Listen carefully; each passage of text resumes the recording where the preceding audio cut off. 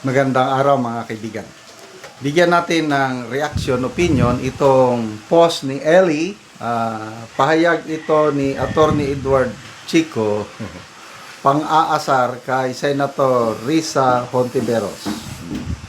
Direktang binitawan ng political analyst na si Attorney Edward Chico ang kanyang hirit ukol sa usapin ng winnability o tsansa ni Senator Risa Hontiveros sakaling tumakbo umano ito sa pagkapangulo sa darating na eleksyon 2028. Sa isang pahayag na inilabas ni Chico sa kanyang official na Facebook page, ibinahagi niya ang kanyang pabirong pagsusuri ukol sa usapin. Sabi niya, hindi ko maintindihan. Ba't nila sinasabing mahina si Senator Risa? Hindi naman siya mahina. Sobrang hina. Grabe naman itong si Atty. Chico eh. Sobrang hina. Binasa ko ang mga comments. May nagsabi na hindi siya mahina. Hinayupak. Sobrang hina siya sa mga ratings. Kawawa talaga. As in. Pulse Asia, isa sa mga credible survey groups sa ating bansa. Ang rating niya doon is 0.01. Saan pa? Excuse me ha. Sa WR numero, ilang beses nang na-survey. Ang rating niya is nasa 0.6, 0.7, and may isang survey na nakaabot naman siya ng 1 point something. Saan pa? Ang maalala ko lang, mayroon siyang 3%, na hindi ko na maalala kung alin sa mga survey groups. Kasi 4 na survey group lang ang pinapaniwalaan ko eh. SWS, Pulse Asia, Publicos Asia, at saka WR numero. Pinakamataas na yung 3% na kanyang survey ratings. Pinakamababa itong latest ng Pulse Asia na 0.01. Kaya siguro, nabanggit, yon ang basihan ni Atty. Edward Chico na sobrang hina. Kaya, sabi tuloy ni, sino bang nagsabi? Attorney Roy Naguanson. Kawawa naman si Hontiveros kahit anong gawin niyang pakulo. Sali sa beauty pageant, beauty contest, judge ba yun? Kahit anong gawin niya, hindi pa rin siya pipiliin ng taong bayan. Ano bang kulang? Ano bang wala kay Senator Risa na nandoon kay BP Sara? Kasi kay BP Sara, kahit anong binabatong putik, paninira sa kanya, maintain yung kanyang survey ratings. Example, yung lumabas na WR numero. Tumaas yung approval rating ni BP Sara eh. March of 2026, 44% ang approval rating ni BP Sara.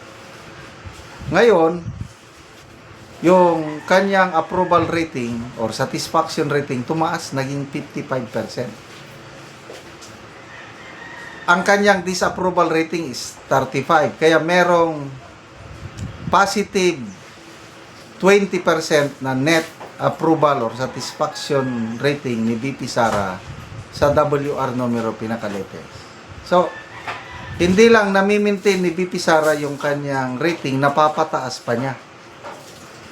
So, ano ang meron kay BP Sara na wala dito kay Senator Risa Hontiveros? Ano sa tingin niyo?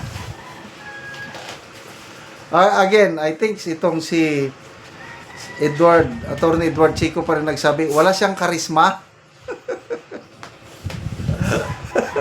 And I agree. Hindi katulad si BP Sara na there is something in her na gustong-gusto siya ng mga tao.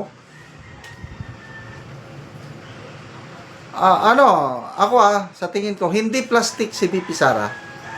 Kung ano ang sa loob niya, yun, hindi lalabas siya. Kung galit, galit!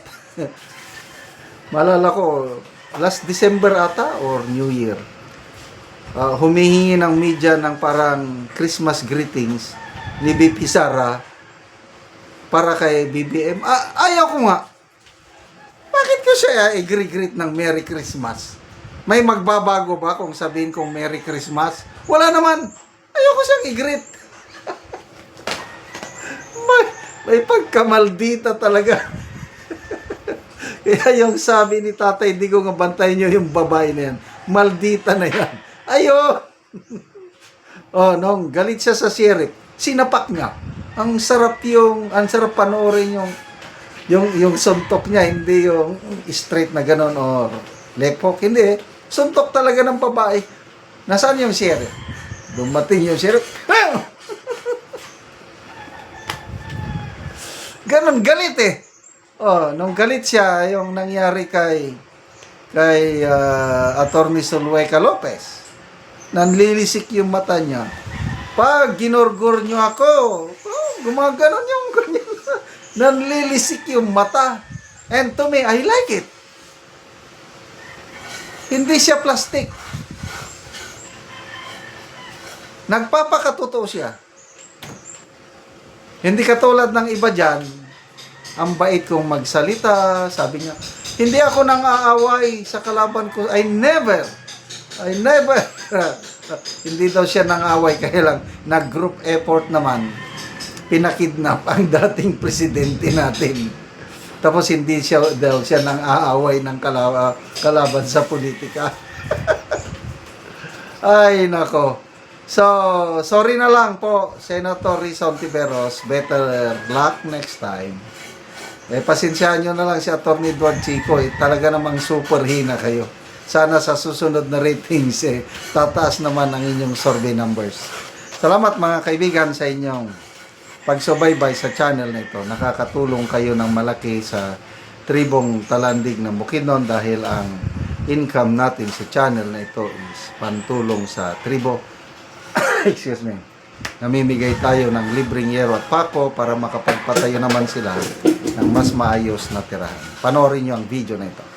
Muna ni ang amakan nga itabang sa magbalay o yero lansang ako pinsin.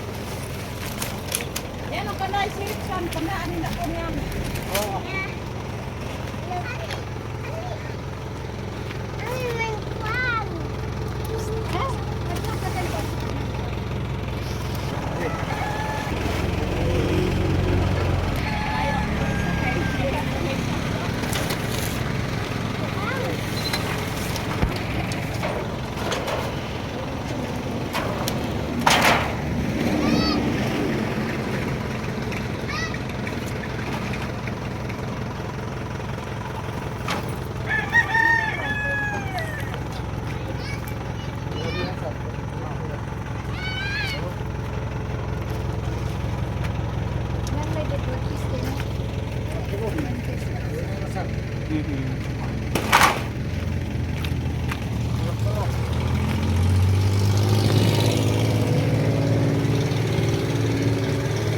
Karon mo na ni ang itabang mga habol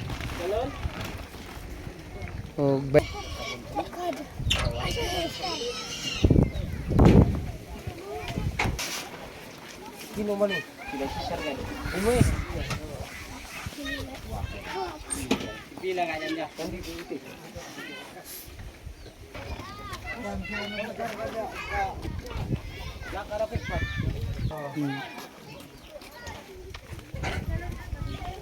salamat yun kaayo sa nag-sponsor ani o labi na sa Ginoo nga nagtabang sa mga tao nga nagkalisod. So muna ni ang mga yero nga itabang mga lansang